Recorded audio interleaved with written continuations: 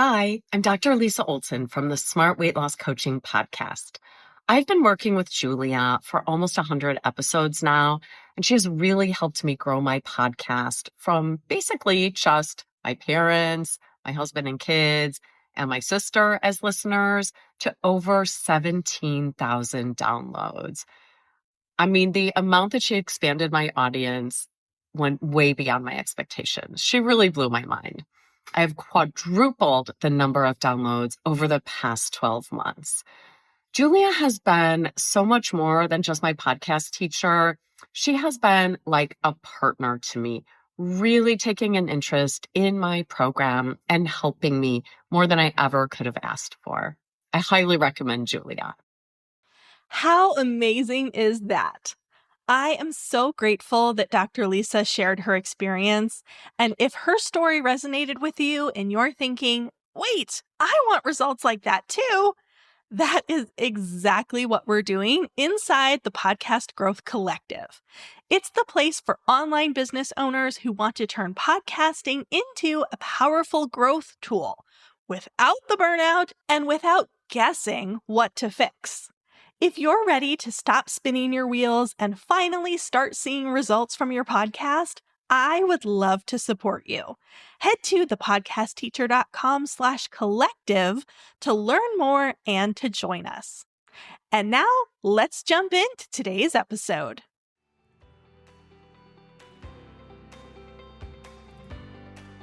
Welcome to Podcasting for Introverts. I'm Julia Levine, aka the Podcast Teacher. I'm a fellow introvert, entrepreneur, and educator. If you want to start a podcast and expand your reach without social media, this is the show for you. Let's get started. Hey, and welcome back.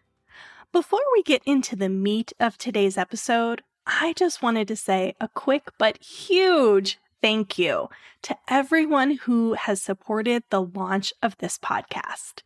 It was a major success, and I'm going to break down the secret sauce in next week's episode.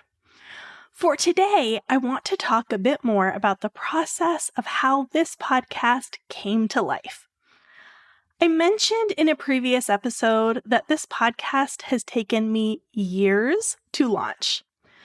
I'd think about starting one, and then I'd come down with a case of the what ifs.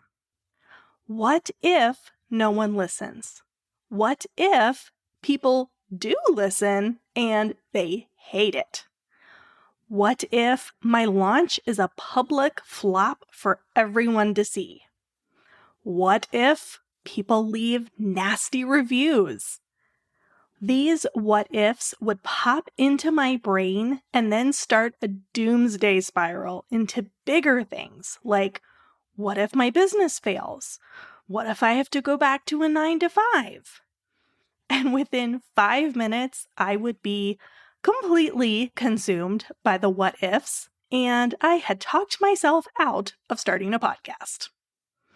This cycle would repeat itself every few months.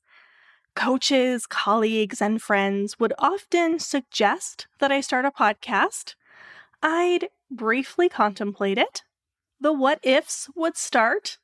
I'd fall into the doomsday spiral, and a podcast was once again off the table. About 6 weeks ago, one of my coaches and fellow group members on a call brought it up again. I had just gotten through a launch of my podcast Startup Academy program that didn't go as well as I had expected, and I knew that the biggest reason was just my lack of visibility in front of my ideal students. So I considered the suggestion of starting a podcast a bit more seriously than usual. I deal with generalized anxiety, and I'm no stranger to the what if spiral. Over the years, I've received a lot of coaching and support to help me stop the spiral before it gets out of control. I'm going to share a couple of things here that help me get over my what if fears and actually get this podcast started.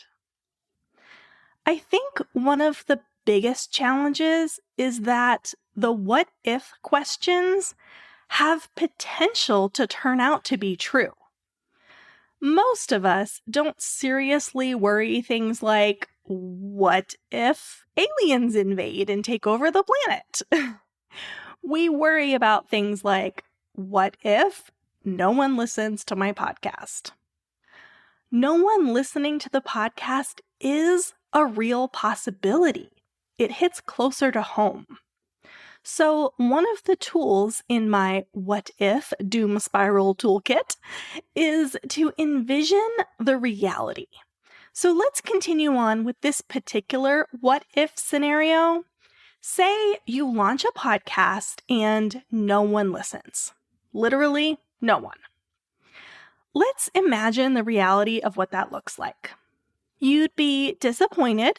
Maybe you'd use some coping mechanisms to help yourself feel better. Perhaps it would be tough to find the motivation to keep recording. But is your life over? Is it really the worst thing ever? No, of course not. I went through this exercise myself, and I envisioned that after you process the disappointment, you'd simply either choose to keep trying or choose to stop podcasting. When we stop to envision the reality, we can see that having no one listen is not really that scary after all. Now, is it? Of course, it doesn't feel good, and we don't exactly want that to happen. But, life is not going to be over if that becomes the reality. You could also adopt the approach of hoping for the best, but preparing for the worst, and go in assuming no one will listen. That way, you're not disappointed if no one does. One of my friends actually started her show with this attitude, and she chose to do a podcast to practice her speaking skills and flex her muscle of consistency, something that she struggled with in the past. And she got so used to assuming that no one was listening that when someone emailed her about an episode, she was actually a bit caught off guard.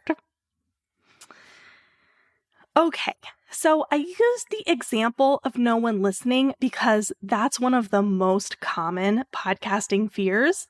But you can apply the same concept of imagining the reality and or hoping for the best, but preparing for the worst with any fear that you have. Usually, the what if spiral itself is worse than any actual possible outcome. Let's move on to more what ifs. What if you don't start the podcast? So kind of flipping the question around and kind of giving yourself an out. As I mentioned, for me, the most recent idea of starting a podcast came out of conversations debriefing my not super successful fall launch. In order to increase my chances of having a more successful launch next time, I needed to do something to increase my visibility and build the know, like, and trust factor.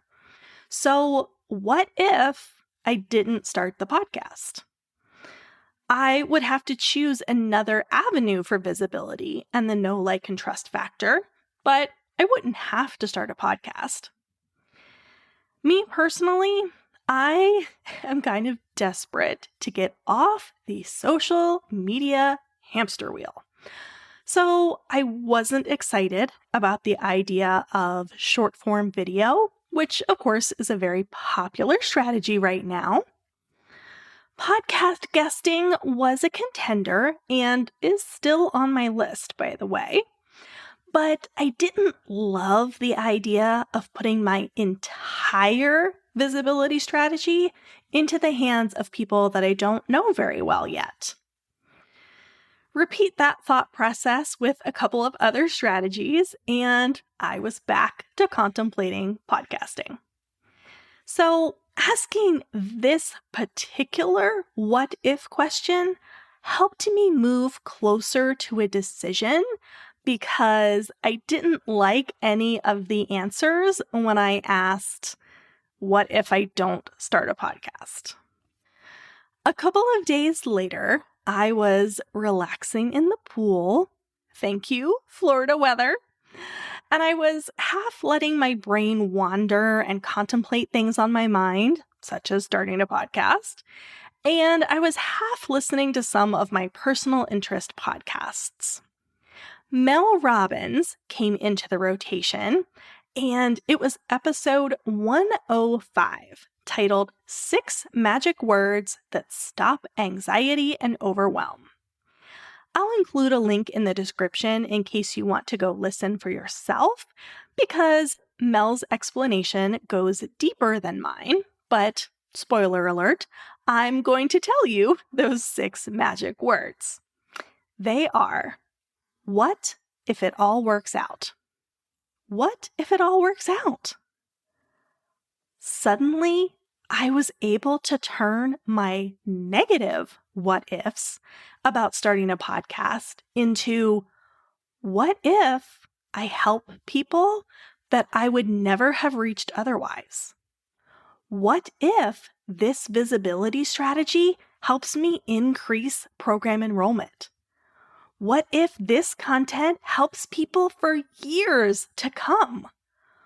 What if it becomes the best thing I've ever done in my business?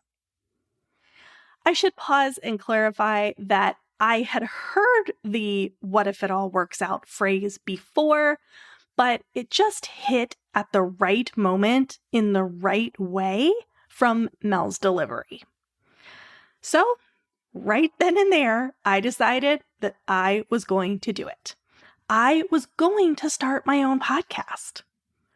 I did not know if it would be successful.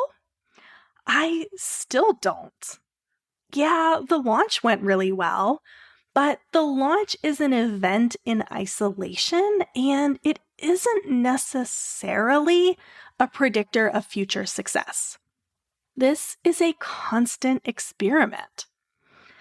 So, if you have a case of the podcasting what ifs, I encourage you to flip it and ask yourself, what if it all works out? Make sure that you're following Podcasting for Introverts on your favorite player so that you don't miss next week's episode. I'm sharing the secrets from my successful podcast launch that landed me in Apple's top 20 for my category and got me over 150 downloads on launch day. Talk to you soon. Hey, real quick before you go, I want to let you know that to celebrate the launch of this podcast and to further expand my reach, I'm giving away multiple $50 Amazon gift cards and a full scholarship to my signature program, Podcast Startup Academy. To be entered to win, you just need to listen and subscribe to the show, give a rating and/or review on your favorite listening platform, and tell someone else about the podcast. That's it. Since you're probably multitasking, I'll include all of the nitty-gritty details in the episode description for you. Thanks for your support, and may the giveaway odds be in your favor.